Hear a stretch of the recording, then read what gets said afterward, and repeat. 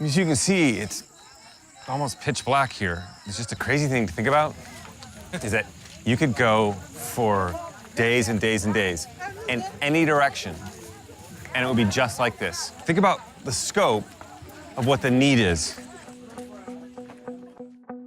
For those of us that just flip on the light switch every morning, it's really, really hard to understand what it means to not have electricity.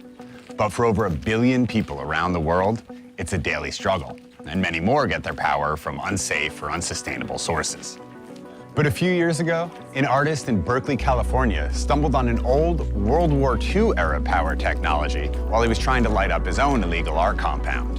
He pretty quickly realized there was probably a bigger application for this, so he gave it a facelift, started producing at scale, and has now inadvertently created one of the most innovative and accessible tools in energy. I'm Ryan Duffy, and this is Now What?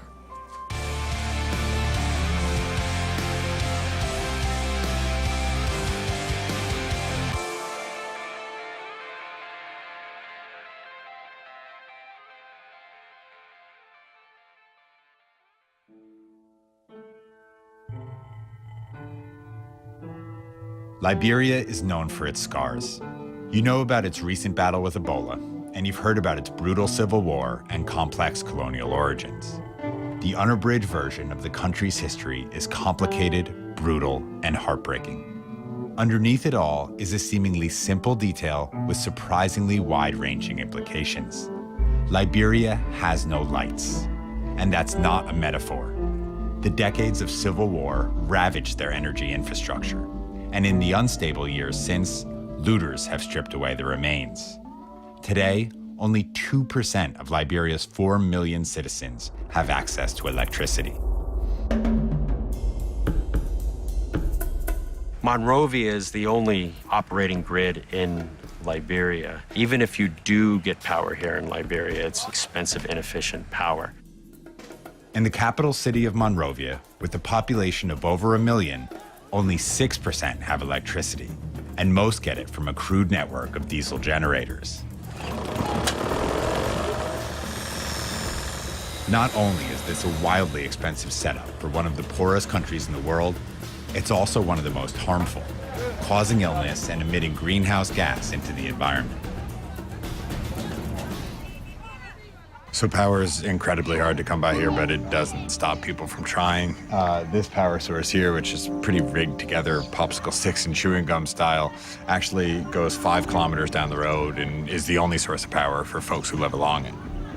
From Central America to Sub-Saharan Africa to Southeast Asia, the problem of lack of energy access, or energy poverty as we tend to call it, is everywhere. In Liberia's rural communities, access to electricity is even more elusive. This energy deficit means that for most people, life grinds to a stop when the sun goes down, sapping productivity, education, and economic growth. I sat down with Sugbe, a student from the remote village of Quendine in central Liberia, to hear about the problems this causes for him and his family. So can you just tell us what some of the issues are when someone doesn't have access to power on a regular basis? Well, without the access of power, the little kids find it difficult to study because there's no light. You find it that moving around at night is not safe. What about charging? You have a cell phone. Is charging phones hard to do? My cell phone has been down for 2 days now because the man who is doing the charging on the road, that is a business. But I think the generator have a problem, so for 2 days now, I'm not been charging my phone, which is affecting me. And there are many things, So the thing to understand about power is that it's a backbone asset. And for Sugbe and the people of Quendine, those basic necessities are in short order or they're non-existent. And here's the big picture beyond the daily struggle, is that people are resourceful. They'll find power. That means inefficient or unsafe cooking or heating or lighting devices that have a whole bunch of negative health impacts. And around the world, that means a whole bunch of people moving from rural areas to cities in search of power, overloading resources and grids there, and tipping our already overextended global systems into the danger zone.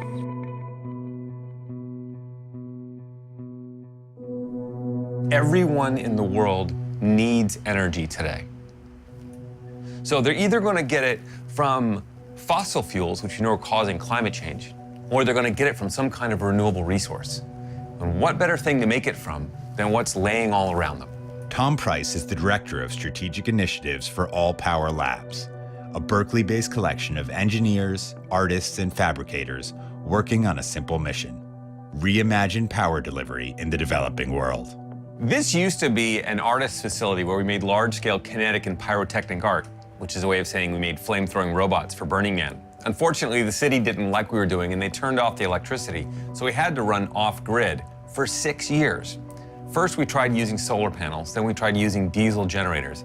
Then Jim, our CEO, discovered this old manual from Sweden in the 30s discussing biomass gasification.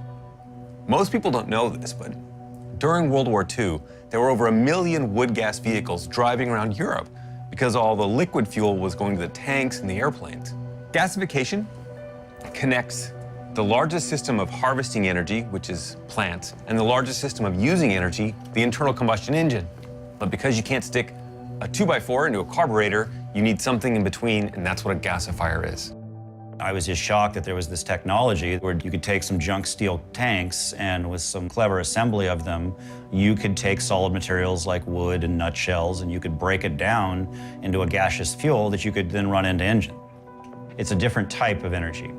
You put bad things in and good things come out. We're kind of a skunkworks incubator for emerging energy technologies. It's a combination junkyard DIY fab shop mashed up with some very well-educated engineers. Shipping containers all the way around the outside of the compound with a central building that has all the tools, welders, plasma cutters, and so forth. So we can design something, we can engineer it, we can manufacture it, and ship it right out the door. After 5 years of experimenting, we started making something called the Power Pallet. It's about 4 feet wide, it fits in the bed of a pickup truck, and it'll make 20 kilowatts of electricity out of all kinds of organic material. So, end of the road, off the end of the road, remote villages that don't have any electricity in the world and that need it, now they can have it. Right. Take this there, drop it off the truck.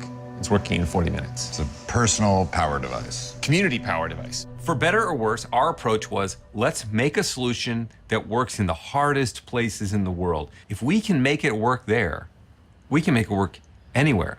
This solves for a lack of access, but it's also a better way to get power, right? It's from environmental impact standpoint. Right. So tell me about that. What it does is heats up organic material like wood chips or corn cobs, takes out the energy that's embedded in it. The waste product that comes out is this thing called biochar, which in addition to being almost pure carbon, is a great soil supplement, so you can use it as fertilizer. So the net energy cycle is carbon negative.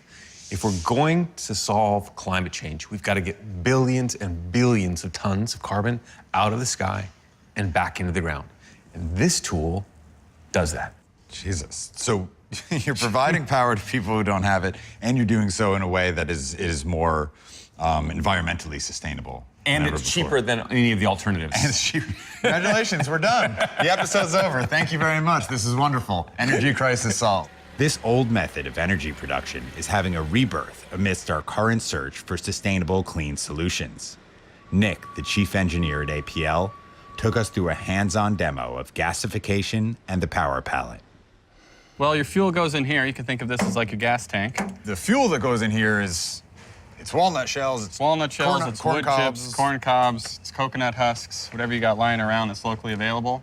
That's is dry or? That's dry and about the size of your thumb. Okay. Chunk fuel. Easy enough. It begins to get heated in this chamber here and then augered into the gasifier itself. It's then moved into the filter where it's cleaned up and then sent into the engine. Is it too much to ask to see this kind of in action? Yeah, it's my favorite part. So after putting in some walnut shells and heating up the Power Pallet with a basic blowtorch, we were ready to start it up. If you take down those two dials right there, we'll take both of them to 0. Can I do it? Should I do it? Yeah. Sure. And then this one we're gonna open up. That takes the gas to the engine. All right. And then we're gonna press this button here, manual mode. Manual mode. And then the big green button. Start. Oh. All right. Very exciting. That's amazing. APL's latest project is the installation of 3 power pallets in Quendine, Segbe's hometown. We traveled with Tom and the APL team to Liberia to see the power pallet delivered to one of the places that need it the most.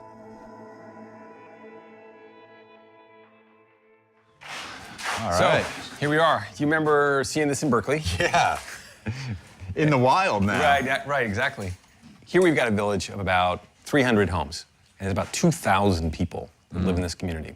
So everyone's going to get lights and a connection to charge cell phones and an outlet, just some small appliances.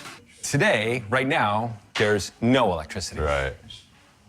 Tonight, there will be. There are rare instances in life where there's It's really you can clear. literally point to an exact time and Is go, this and at that inflection- time, everything changed. And what makes this so different is, unlike if we'd put a diesel generator here, and they'd have to get diesel from somewhere, the fuel for these is growing in the forest all around us. Right.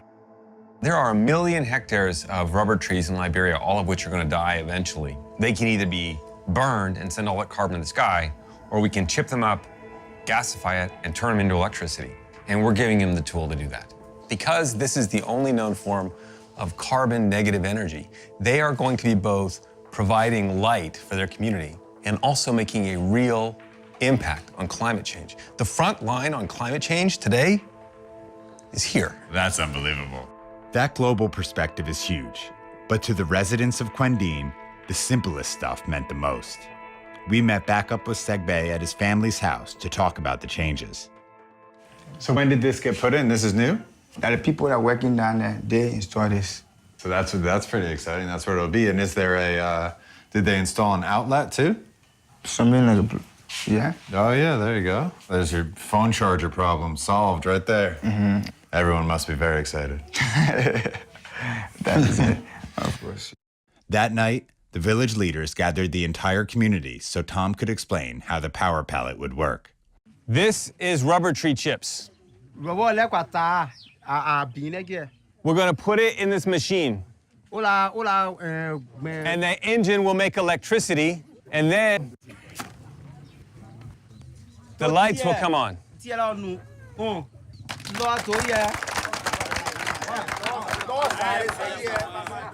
And then at night, it won't be dark anymore, and you'll have electricity in your home.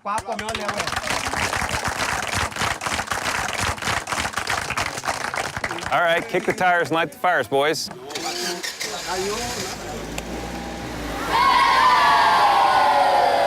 The work that we get to do is really rewarding, but it's so much more rewarding than just giving somebody electricity because they now have the tools to help rebuild their own country.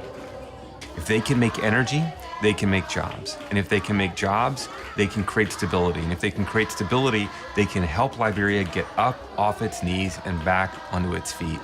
And that's worth doing.